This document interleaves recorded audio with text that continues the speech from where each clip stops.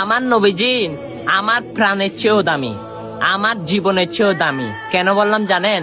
যখন মেরাজে যাবেন তখন হযরতে জিবরাইল আমিন আমার রসুলকে দেখে ঘুমাচ্ছে, তখন আমার রসুলের সামনে গিয়ে বিয়াদফি করে নাই, ঘুম থেকে জাগায় নাই। তখন জিবরাইলে না আমিনের জিলবাটা আমার রসুলের কদমে লাগিয়ে দিয়েছে, সুবহানাল্লাহ। তখন আমার রসুলের ঠান্ডা রাখলো, আমার রসুল ঘুম ভেঙে গেল। তখন জিজ্ঞাসা করলো, জিবরাইল হঠাৎ তুমি আমার পায়ে এরকম ঠান্ডা কিভাবে লাগলো?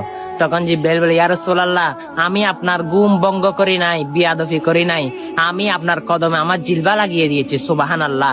তখন আমার রাসূল বলে, হে জিবরাইল, তুমি ফেরেশতাদের সর্দার হইয়া এটা কি করলা?